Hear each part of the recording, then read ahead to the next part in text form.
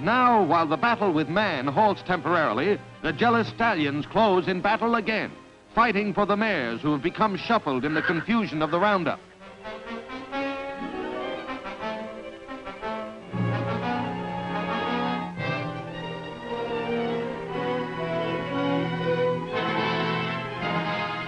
Years of fierce conflict have left their mark. Sharp hooves and slashing teeth have ripped into thick horsehide, channeling deep scars for the wrecker. Ignoring their natural enemy, man, the contest goes on. They won't believe it, but no more will these pests to the rancher raid his herd and carry off his mare.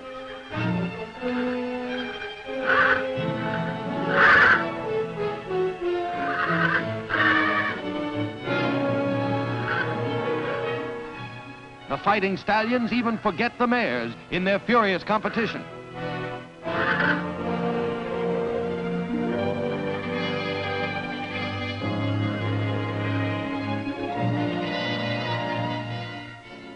But man is ever present and separates the herd for training.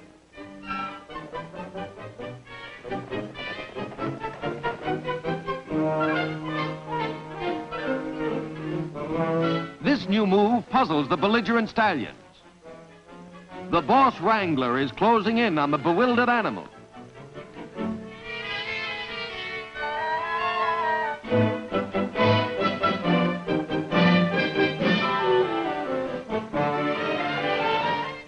It takes two real huskies to ready this wild Mustang for the branding. Should a captured horse carry an existing brand, the owner is notified. Obsolete brands are canceled.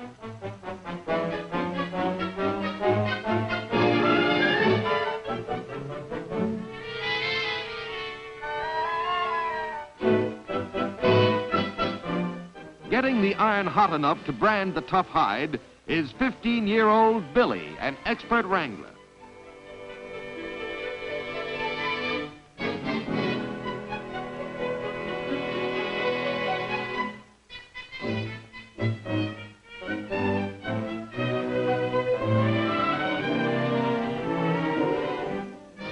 And the robin's mark is registered.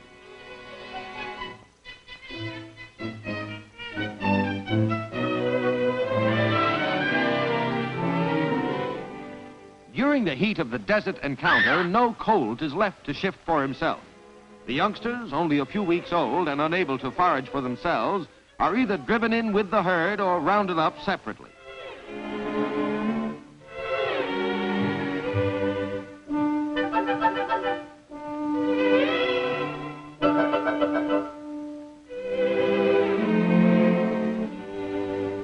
Young Billy enters the fray.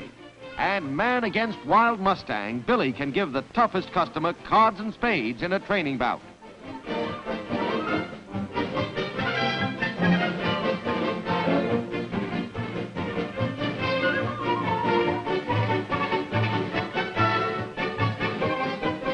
For one wild roughneck, the struggle ends. An easy canter starts this 3-year-old on the road to reform, from a renegade of the range to a useful, well-behaved ranch horse.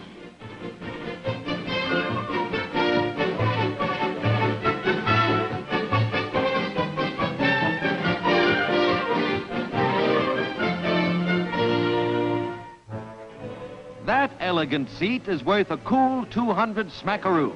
It's the grand prize in the Robin's Rodeo, the next step on the Mustang's road to domestication.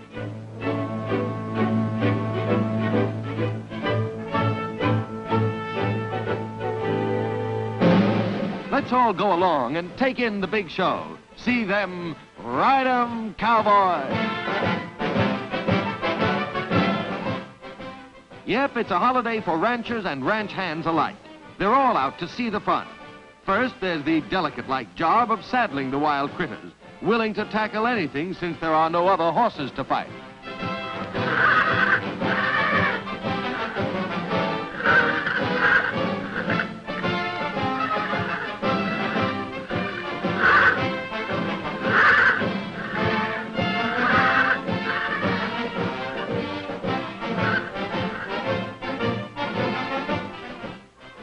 comes a time when even a wrangler's patience gives out. But the untamed horse, like a stubborn lad, rebels against the hand of authority. Rough treatment seems to be the order of the day. This rider, easing himself on, with a pal's hand on his belt in case of emergency, knows what's ahead. But bronc riders are funny that way. They're bears for punishment.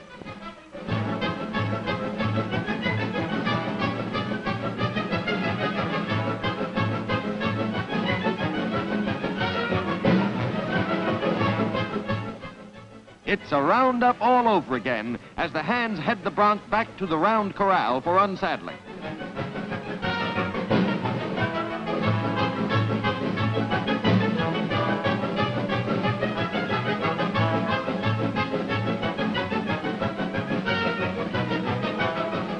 Easy does it, and we're all set to ginger up another 1,000 pounds of quivering dynamite, eager to show the spectators the Red Desert version of the jive.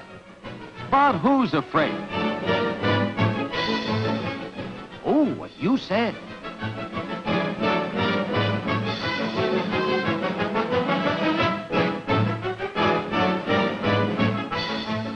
Bucking, raring, and sunfishing, and sometimes a combination of everything. It's all the same in this competition of tough bronc rider against tougher bronc. The judges have no trouble trying to pick a loser so far. The boys don't last long, but there's always another willing to pit his skill against these fighters from the wild herds.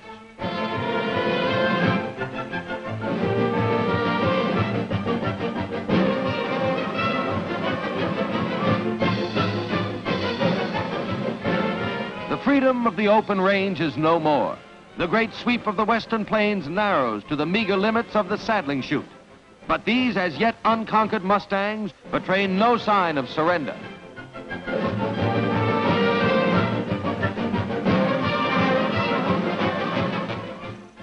One after another, the proud wild mustangs fight the curbing rope, and the struggle for supremacy goes on.